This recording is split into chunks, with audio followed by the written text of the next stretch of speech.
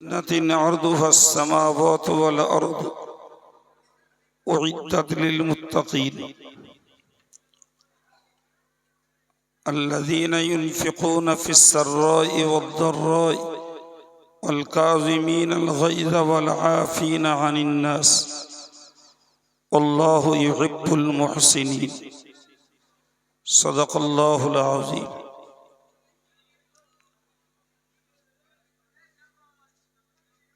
স্নেহভাজন সম্মানিত সভার সঞ্চালক, আজকে সবার আমন্ত্রিত অতিথিবৃন্দ, বিশেষত সদ্য বিদায়ী বক্তা ফুরফুরা শরীফের পীরজাদা হযরত মাওলানা শাহিমউদ্দিন সিদ্দিকী সাহেব মুদ্দাজিল্লুহুল আলী, সম্মানিত বিভিন্ন বয়সী শ্রোতা মণ্ডলী,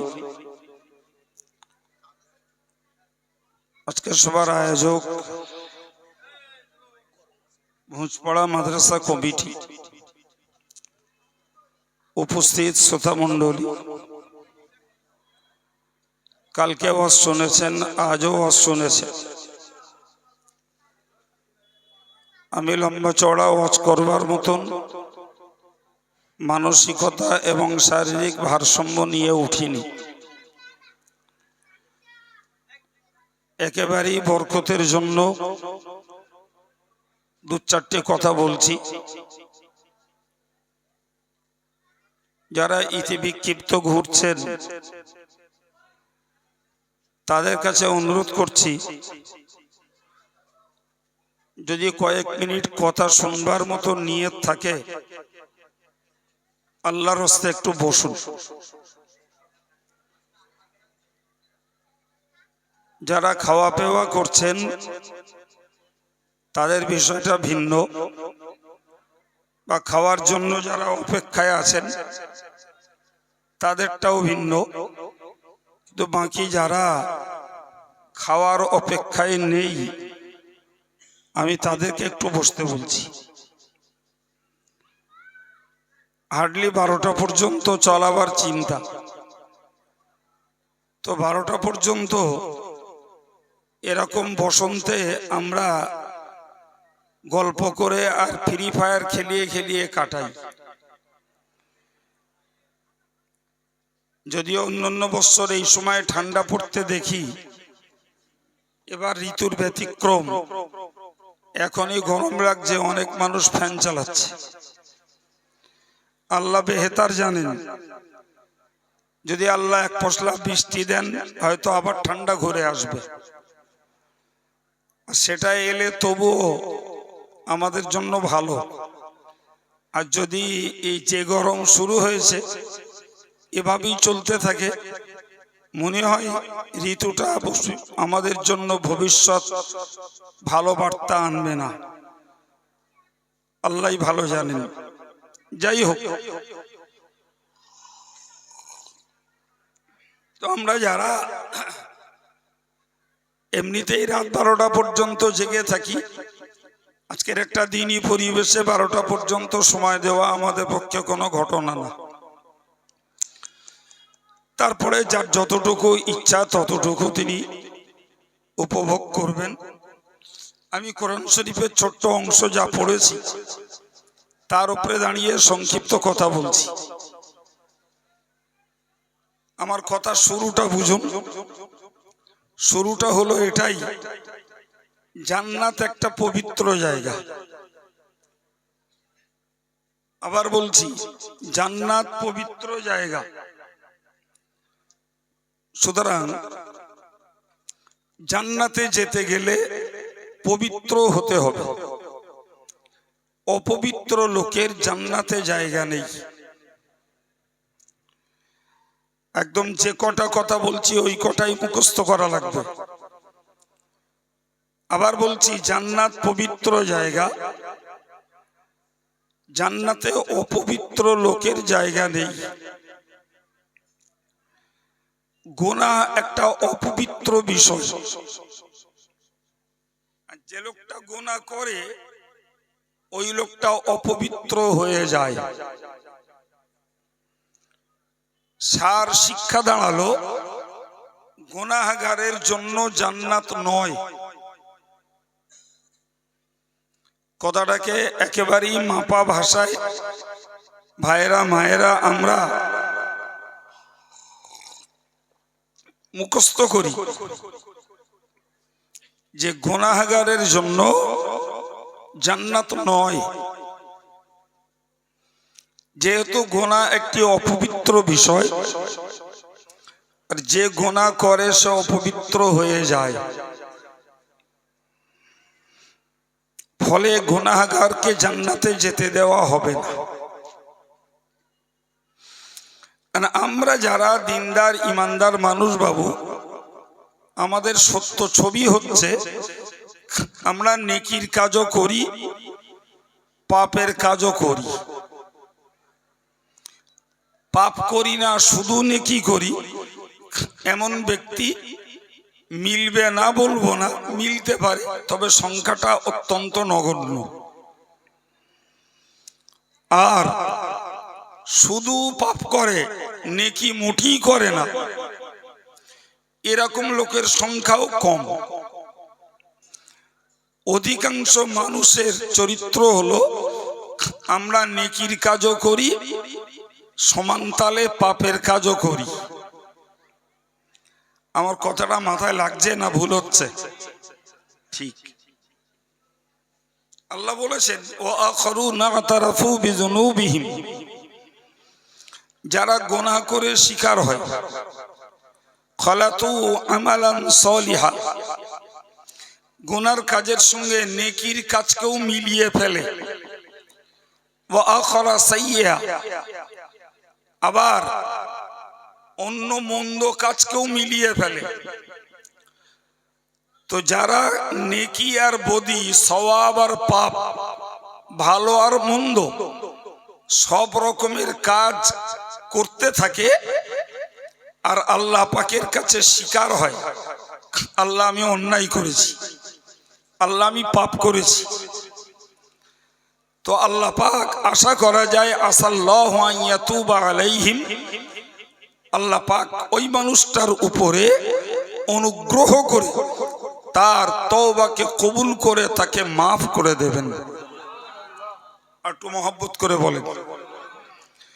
তাহলে ছোট কথায় প্রমাণ হলো যে গুনাহগাররা যদি গুনার দায় আল্লাহর কাছে স্বীকার করে ক্ষমা চায়, আল্লাহ পাক তাকে মাফ করে দেবেন।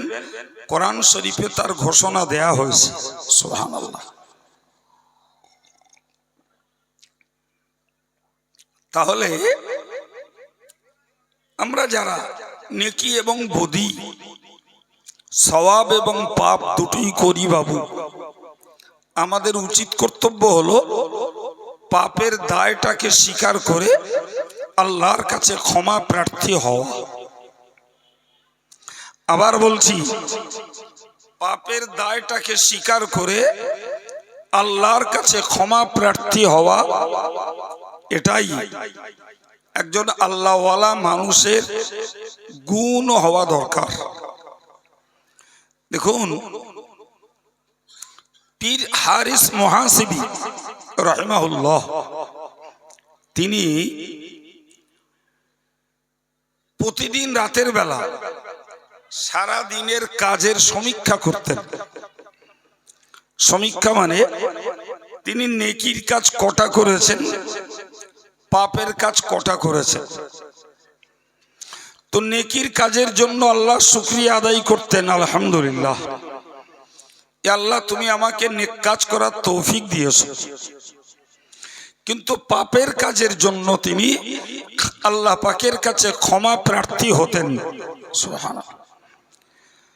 তার এই যে পদ্ধতি, আমি আজকে সারাদিনে দুটো পাপ করেছি, আমি রাতের বেলা ঘুমিয়ে যাওয়ার আগে পাপ দুটির কথা স্মরণ করে আল্লাহর কাছে ক্ষমা চাইলাম। মেহেরবান আল্লাহ যদি আমার পাপকে মাফ করে দেন,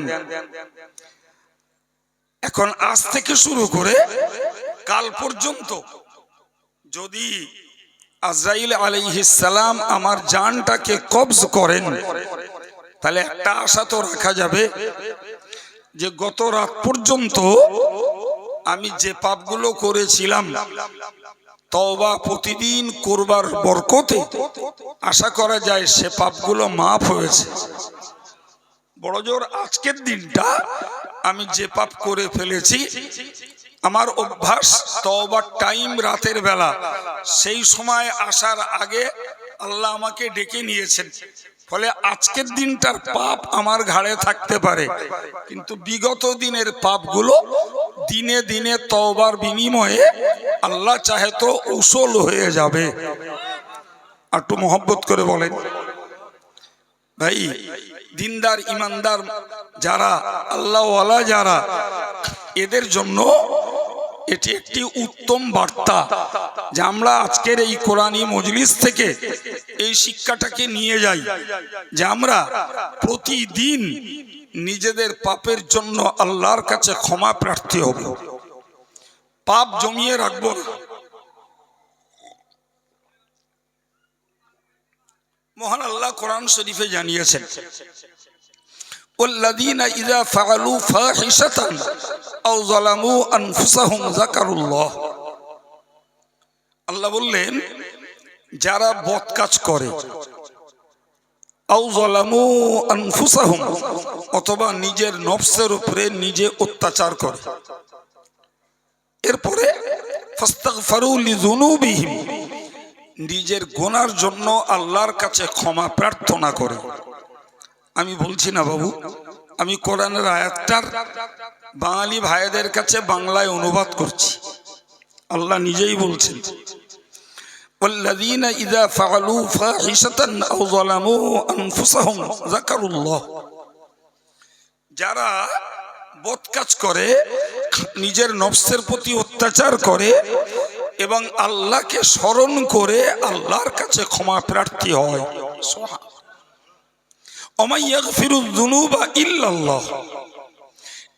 এবং আকীদা রাখে যে আল্লাহ ছাড়া আমার গুনাহ কেউ মাফ করবে না। এই আকীদা রাখে, এই দৃঢ় বিশ্বাস রাখে যে আল্লাহ ছাড়া আমার পাপকে কেউ ক্ষমা করবে না। ওয়ালাম ইউসিরু আলা মা ফাআলু। এবং তাদের আরো একটা মানসিকতা হলো, পূর্বদিনে যে গুনাহের কাজ করে ফেলেছে ওই গুনাহের উপরে তারা জেদ করে আর দাঁড়িয়ে থাকবে না। সুবহানাল্লাহ। আর একটু জোরে বলেন, আর একটু জোরে বলেন। তাহলে তাদের ভিতর থেকে আমরা এই দুটো জিনিস পেতে চাই, যে গুনার জন্য তিনি ক্ষমা চাইছেন সেই গুনার দিকে আর ফিরে যাবেন না, আর দৃঢ়তার সঙ্গে বিশ্বাস করবেন যে আল্লাহ আমার গুনাহকে মাফ করে দেবেন। উলাইকা জাযাউহুম মাগফিরাতুম মির রাব্বিহিম। মহান আল্লাহ কি চ্যাম্পিয়ন ঘোষণা দিলেন, উলাইকা জাযাউহুম মাগফিরাতুম মির রাব্বিহিম। ওদের জন্য তাদের রবের পক্ষ থেকে ক্ষমার পুরস্কার ঘোষণা হলো। ওয়াজান্নাতুন তাজরি মিন তাহতিহাল আনহার। আর ওদের জন্য ঘোষণা হলো আল্লাহ পাকের দয়ার জান্নাত। প্রিয় ভাইরা আমার, আমি একদম বাস্তবমুখী করে কথাটাকে বোঝাতে চাইছি যে যারা পাপ আচরণ করে, নফসের প্রতি জুলুমবাজি করে, এরপরে আল্লাহকে স্মরণ করে এই দৃষ্টিতে যে আল্লাহর কাছে ক্ষমা চাইলে আল্লাহ মাফ করে দেবেন, এবং আল্লাহর কাছে ক্ষমা চায় আল্লাহ মাফ করবেন এই বিশ্বাস নিয়ে, আর নিজে প্রতিজ্ঞাবদ্ধ হয় আল্লাহ ওই পাপে আমি আর ফিরে যাব না। আমার আল্লাহ বললেন ওদের বদলাই হলো আমি রবের পক্ষ থেকে ক্ষমা। চলুন ফিরে, লম্বা কথা বলার মতন শারীরিক ভারসাম্য নেই, তবু আপনারা নীরব হয়ে গেছেন, আগে চঞ্চলতাটা ছেড়ে দিয়েছেন, তাই 2 মিনিট কথা বলছি, নাহলে এতক্ষণ বলতাম না। কারণ আমি এসে দেখছিলাম পরিবেশটা স্থির নেই। যাই হোক, তো আমি যেটা শুরু করেছি বাবু, এটাকে তো একটা কমপ্লিট সেন্সে, একটা পূর্ণ জ্ঞানের জায়গায় ছাড়তে হবে, নাহলে কি বোঝাবো। তো আল্লাহ শুকর, একটু দোয়া করেন, 2-4 মিনিটের ভিতরেই আমি এটাকে কমপ্লিট দিচ্ছি। ভাই একদম গোড়ায় শুরু করেছিলাম, একটু মনে করিয়ে দিচ্ছি। জান্নাত পবিত্র জায়গা, অপবিত্রদের জান্নাতে জায়গা নেই। গুনাহ অপবিত্র জিনিস, যে করে সে অপবিত্র হয়ে যায়। আমরা যারা নিজেরা সমীক্ষা করে দেখলাম, আমরা নেকি আর বদি দুটোই করার মানুষ বেশি। আমার আল্লাহ বলেছেন, যারা পাপের কাজ করে এবং আমি আল্লাহর কাছে স্বীকার হয় আর দৃঢ় বিশ্বাস করে যে আমি আল্লাহর কাছে ক্ষমা চাইলে আমি আল্লাহ তাদের মাফ করে দেব, আর তারা প্রতিজ্ঞাবদ্ধ হয় যে ওই পাপের দিকে তারা আর ফিরে যাবে না, অবশ্যই তাদের বদলা হবে আমি রবের পক্ষ থেকে মাগফিরাত। আলহামদুলিল্লাহ। তাহলে পৃথিবীতে বেঁচে থাকতে থাকতে যদি আমরা আল্লাহর কাছে নিজেদের অপকর্মের জন্য ক্ষমা নিয়ে মরতে পারি, তাহলে আমাদের জন্য জান্নাতটা সহজ হয়ে আসবে। সুবহানাল্লাহ।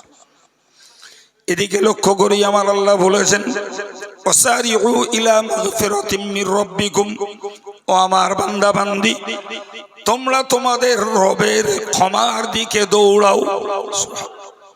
পাপ তুমি করে ফেলেছো, চোখের পাপ, কানের পাপ, কথার পাপ, চিন্তার পাপ, চলার পাপ, ধরার পাপ, সব রকমের পাপ তোমার দ্বারা হয়ে পড়েছে।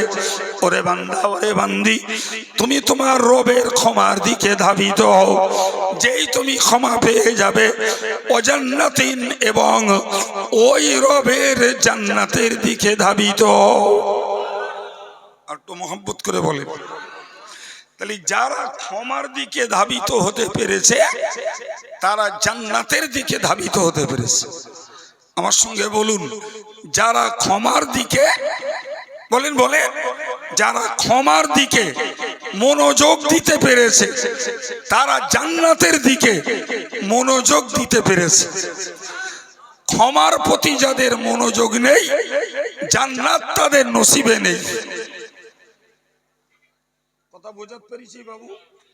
যদি সত্যি মনে হয় জাহান্নাম থেকে আমাদের বাঁচা লাগবে আর জান্নাতে যাওয়ার লোভ, লালসা, চাহিদা পূরণ হতে হবে, তাহলে তার বুনিয়াদ হলো ক্ষমার প্রতি মনোযোগ বাড়াতে হবে। ফর্মুলা আমি শেখাইনি বাবু, আল্লাহ শিখিয়েছেন। আমি আপনাদেরকে যেমন করে বললে বোঝানো যায় মাতৃভাষায় বাংলায়, তাদেরকে তেমন বোঝাচ্ছি। প্রিয় ভাইরা আমার, তাহলে ক্ষমা চাইতে অভ্যাস করতে পারলে জান্নাতে যাওয়ার শখ মিটবে, আশা করা যায়। আমার আল্লাহ বললেন, আরদুহাস সামাওয়াতু ওয়াল আরদ, ও বান্দা তুমি মনে রাখো জান্নাতের প্রশস্ততা হলো আসমান আর জমিনের সমতুল্য। আর একটু মন খুলে জি, অন্য আয়াত পাকে আল্লাহ বলেছেন, আরদুহা কারদিস সামাই ওয়াল আরদ, জান্নাতের প্রশস্ততা হলো আসমান আর জমিনের প্রশস্ততার মতো। প্রিয় ভাইরা আমার, আমি আপনাকে শোনাচ্ছিলাম 4 পারার একটি আয়াত, যেখানে আল্লাহ বলেছেন তোমরা ক্ষমার দিকে দৌড়াও, তোমরা জান্নাতের দিকে দৌড়াও, যে জান্নাতের প্রশস্ততা হলো আসমান আর জমিনের প্রশস্ততার সমতুল্য। এরপরে আল্লাহ বললেন, উইদ্দাত লিল মুত্তাকিন, ওরে বান্দা বান্দি তোমরা মনে রাখো ওই জান্নাত তৈরি করা হয়েছে মুত্তাকিদের জন্য। আমার মজলিসে বসা সব ভাইরা দিল খুলে একটু বলেন সুবহানাল্লাহ। জান্নাত কাদের জন্য বানানো? সবাই বলেন,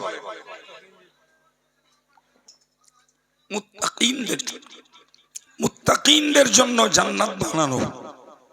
আল্লাহু আকবার। ঘোষণা আমার নয়, একদম স্পষ্ট আল্লাহর ঘোষণা। আমার আল্লাহ পাক নিজেই হাদিসে কুদসিতে জানিয়েছেন, আ'আদতুল মুত্তাকিনা মা লা আইনুন রাআত। আমার আল্লাহ বললেন, আমি মুত্তাকিনদের জন্য তৈরি করেছি মা লা আইনুন রাআত, পৃথিবীর কোন চোখ তা আজ পর্যন্ত দেখিনি, ওয়ালা উযুনুন সামিআত, পৃথিবীর কোন কান তা আজও শোনেনি, ওয়ালা খাতারা আলা কলবি বাশার, পৃথিবীর কোন মানুষের হৃদয়ে সেই জান্নাতের অনুভব কোনদিন কল্পনাও তারা করতে পারেনি। আল্লাহু আকবার। চোখে দেখিনি, কানে শুনিনি, কল্পনাও করিনি, এমন মনোরম, সুদর্শন, সৌন্দর্যমণ্ডিত এবং সকল চাহিদা পূর্ণ নেয়ামতে ভরা জান্নাত আমি মুত্তাকিনদের জন্য বানিয়ে রেখেছি। বিস্তার ব্যাখ্যা দেওয়ার অবকাশ নয়, তবে কিছু জ্ঞানী বুঝদার মানুষ রয়েছেন, মাপা ভাষায় বলছে, একটু মুখস্থ করে নেন, লাভ হবে।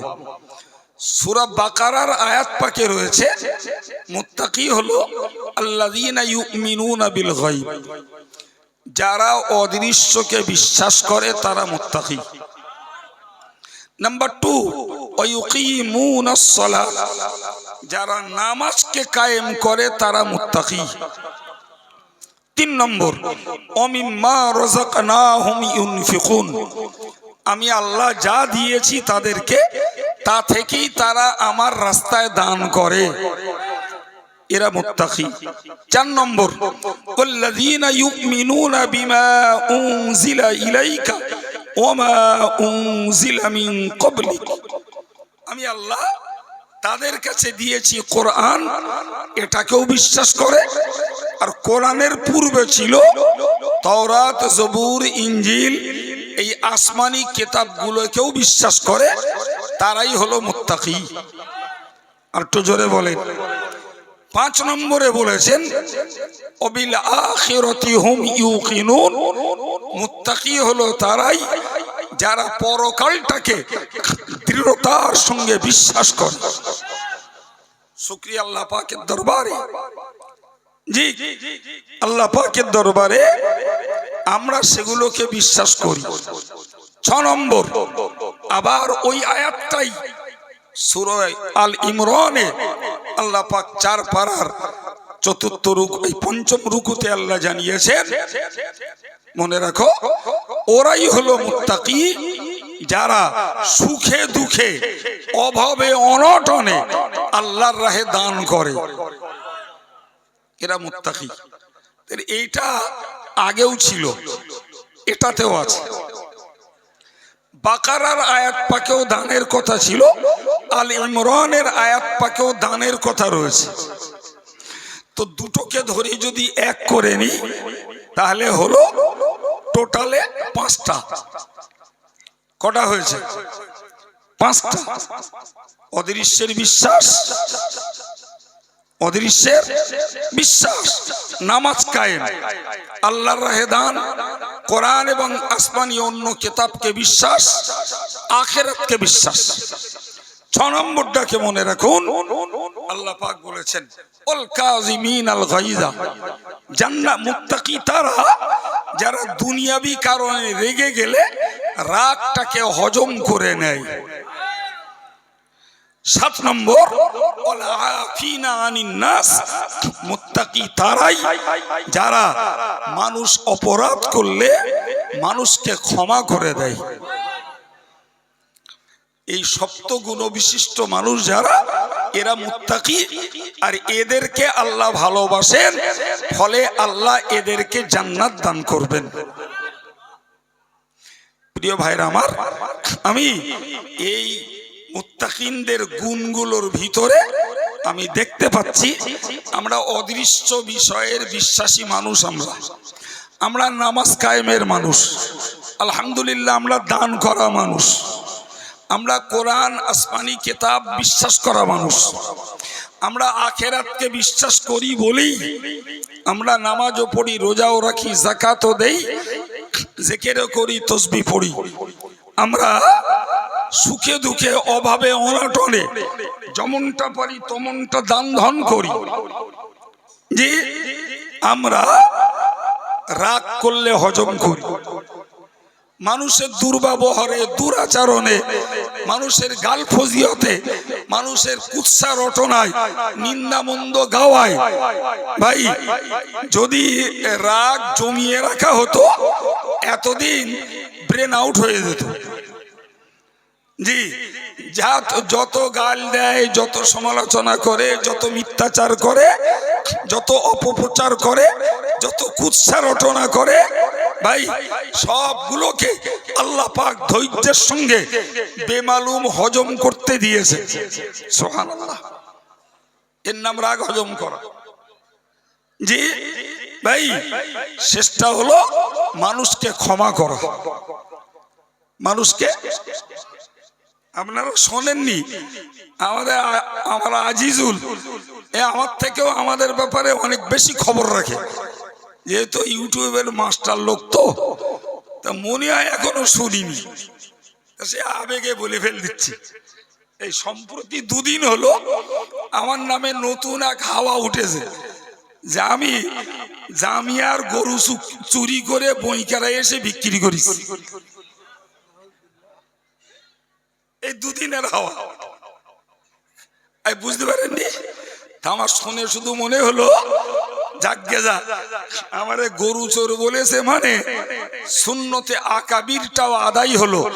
দরগাপুরি হুজুরের নামে গরু চুরির কেস দিল, এরা কোনো মুখী বলেছে কেসটা দেয়নি, তাহলে বড়দের একটা সুন্নত পালন হলো না, কি বলতে? প্রিয় ভাইরা আমার, তো আমি কি বলতেছিলাম যে যত লোকে এই গালি দেয়, কুৎসা রটায়, মিথ্যা বদনাম করে, জি যদি সবগুলো মাথায় পুষে রাখতুম তাহলে এই শিক্ষকতা, অজনসিয়ত করা, মানুষের ফতোয়া দেওয়া, মানুষের সঙ্গে তাদের প্রয়োজনে সিটিং মিটিং করা বা সংগঠনের অন্যান্য কাজ করা, অন্য মাদ্রাসার সমস্যার সমাধান করা, জি এসব একটাও হতো না, সব ব্রেন ঘুলিয়ে ফেলে দিত। হ্যাঁ বলে, কিন্তু খোদার শুকর ও সব আল্লাহ পাক হজম করার তৌফিক দিয়েছে, যে কারণে আজ অবধি যাবতীয় কাজ সুনিপুণ এবং সুন্দরভাবে আল্লাহ চালিয়ে দিচ্ছেন, আলহামদুলিল্লাহ। জি বাকি আছে নিজেদের ইচ্ছায় ক্ষমা করাটা ভালো না তারা ক্ষমা চাইলে ক্ষমা করা ভালো, ওটা এখন ওয়েটিং এ। নিজের ইচ্ছায় ক্ষমা করাটা ভালো, তবে যুগকাল হিসাবে নিজের ইচ্ছায় ক্ষমা করে দিলে না অপরাধী, অসাধু, দুষ্কৃতকারী, মিথ্যাচার, ফিতনাবাজরা শোধরাবে না। অতএব ওয়েটিং এ থাক। জি যদি তাদের বিবেকে তাড়নায় কোনদিন ক্ষমা চায় তখন বিবেচনা করা যাবে। হ্যাঁ না বলেন, কথাটা ভুল বললাম না? ঠিক। হ্যাঁ প্রিয় ভাইরা আমার, তো আমি এই কথাগুলো আপনাকে শিখিয়েছি একদম মাপা ভাষায়। মুত্তাকি হওয়ার গুণ এগুলি, আর এই গুণগুলি যারা অর্জন করে আল্লাহ বললেন আমি জান্নাত তাদের জন্য বানিয়েছি। প্রিয় ভাইরা আমার, তো আজকের আমরা যে মজলিসটাতে বসে আছি বাবু, এই মজলিসে আমাদের ভিতরে অন্য সব গুণ আছে। জি একটা গুণ আমরা কার্যকর করতে পারি, সেটি হলো এটি একটা দানের প্রতিষ্ঠান, আর আল্লাহর রাহে দান করা মুত্তাকি হওয়ার জন্য দুটি আয়াতে ঘোষিত একটা গুণ, সেটি হলো সুখে দুঃখে আল্লাহর রাহে দান করা মুত্তাকি হওয়ার জন্য একটা গুরুতর গুণ। সুবহানাল্লাহ। আর একটু মন খুলে বলেন সম্মানিত ভাইরা, পরে আর বক্তা নেই। জি আমি যতটুকু কষ্ট করে চালাবো তাতেই শেষ দোয়া মোনাজাত সবরেসানি হবে। জি তো আমি উঠে আপনাদের মূল্যবান সময়ের মর্যাদা দিয়ে যতটুকু বলেছি তাতে একটা কমপ্লিট সেন্স নিয়ে ইনশাল্লাহ আমরা ঘরে ফিরবো। আমি এই মুহূর্তে একটু দাবি করছে। আমার স্নেহভাজন মৌলানা হুমায়ুন আমার বক্তৃতা এই পুরস্কার স্বরূপ 100 টাকা দিয়েও শুরু করেছেন। আমি স্থানীয় ভাইদেরকে সবাইকে বলবো,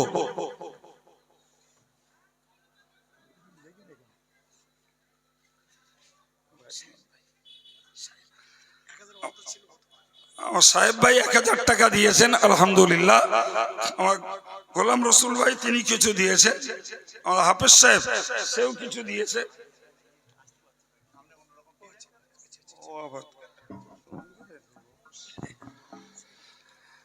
বাবু সেই সঙ্গে একটু বলেন টাকা যতটুকু আল্লাহ। আচ্ছা আচ্ছা, আব্বার জন্য এসো। তোমার নাম কি বলো? ভুলে গেছি। আব্দুল সালাম। জানি মাঝে মাঝে ব্রেন থেকে আউট হয়। আব্দুল সালাম তার আব্বার জন্য 100 টাকা। আমার মৌলানা আব্দুর রহমান সাহেব কষ্ট করে এসেছেন সেই জয়নগর থেকে এবং পয়সাও দিয়েছেন। আমার ভাই রফিকুল সাহেব, রফিকুল সাহেব গতবারের ওয়াদা শোধ করে দিয়েছেন, আগামীবারে ফের 500 টাকা ওয়াদা করছেন।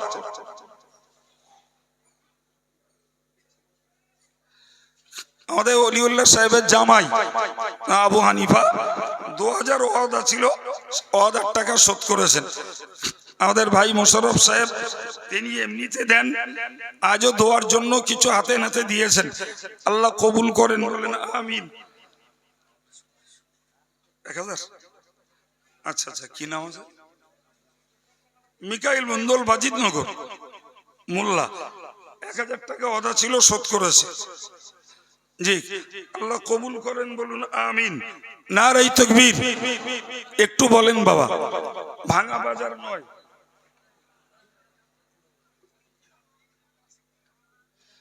একজন নাম প্রকাশে অনিচ্ছুক, পুরো বাজারে বাড়ি, 5000 টাকা। জোরে বলুন মারহাবা।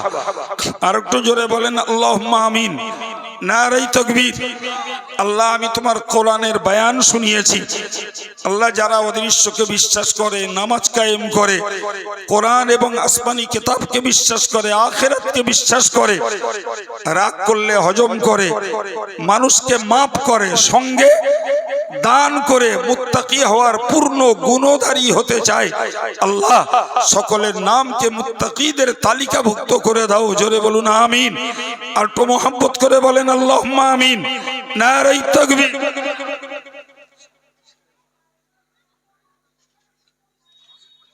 মাদ্রাসার সভাপতি সাহেবের আম্মা তিনি আগে হজ করেছেন, আবার নিয়ত করেছেন ওমরায় যাবেন, তো 1000 টাকা দিয়ে দোয়া চাইছেন।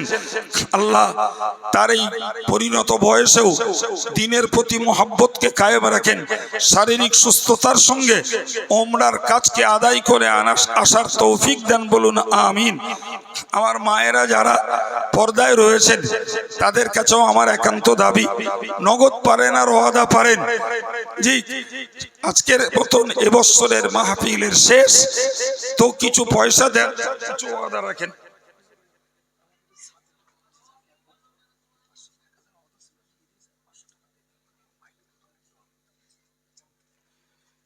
সাবিরুল ইসলাম এখানকারই ছেলে, জামিয়ায় মৌলানা পড়ছে, এবার শেষ হবে আলহামদুলিল্লাহ, কাল থেকেই পরীক্ষা। জি, তো 1000 টাকা ওয়াদা ছিল, দিয়ে দিয়েছে।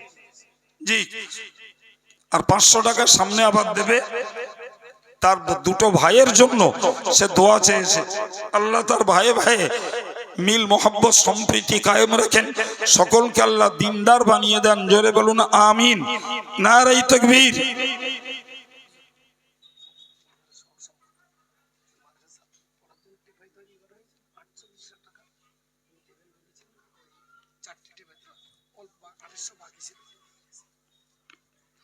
মাশাআল্লাহ। মাদ্রাসার সহ সম্পাদক সাহেব ছাত্রদের পড়ার জন্য যে বেঞ্চগুলো হয়, ওকে আমাদের পরিভাষায় তেপাই বলে, তো সেই তেপাইটা করতে খরচা হয়েছিল 4800, তো 2800 টাকা বাকি ছিল। জি, আমাদের সহ সম্পাদক সাহেব সেই তেপাই খরচ বাবদ 2800 টাকা আলহামদুলিল্লাহ উনি দিয়ে দিয়েছেন। কতদিন পর্যন্ত ছেলেরা তাতে কোরআন দেখে পড়বে, ইনি বুদ্ধিমান মানুষ, আল্লাহ পাক তাকে এই সওয়াবের হকদার বানাবেন, বলুন আমিন। নারে তাকবীর। ওনার স্ত্রীও মাশাআল্লাহ নগদ 1000 টাকা দিয়েছে, বলুন মারহাবা। আর একটু জোরে বলেন আল্লাহুম্মা আমিন। নারে তাকবীর।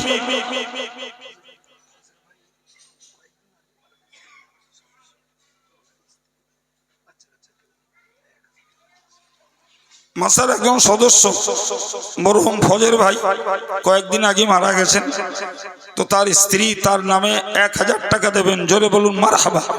নারে তাকবীর। নারে তাকবীর। 1000 টাকা দিয়েছে।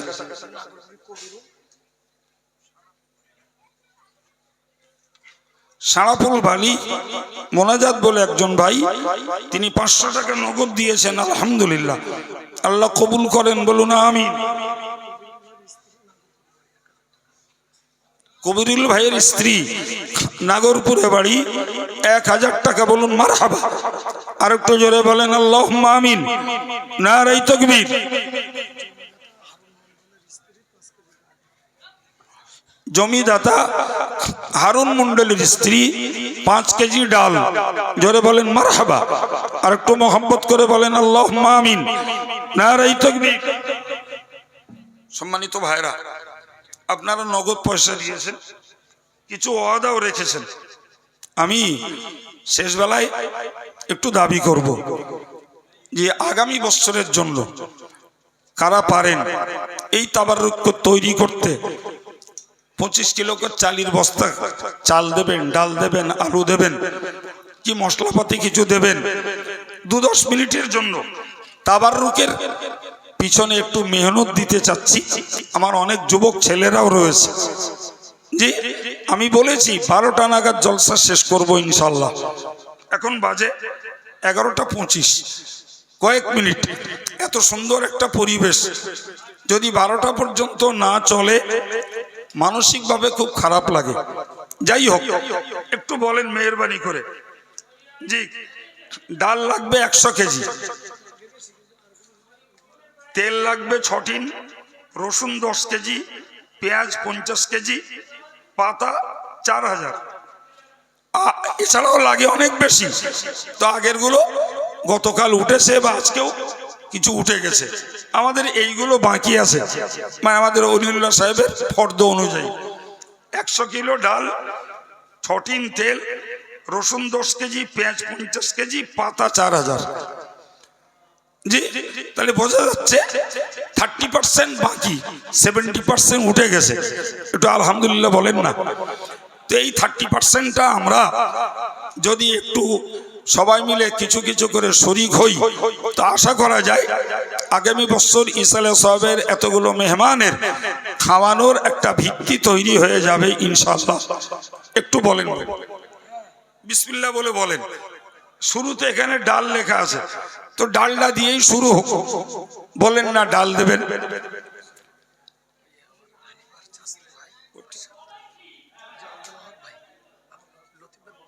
ও কতটা বাবা? 5 কিলো। আব্দুল ওহাব ভাই তিনি আগে চাল দিয়েছেন, ফের 5 কেজি ডাল দেবেন, জোরে বলুন মারহাবা।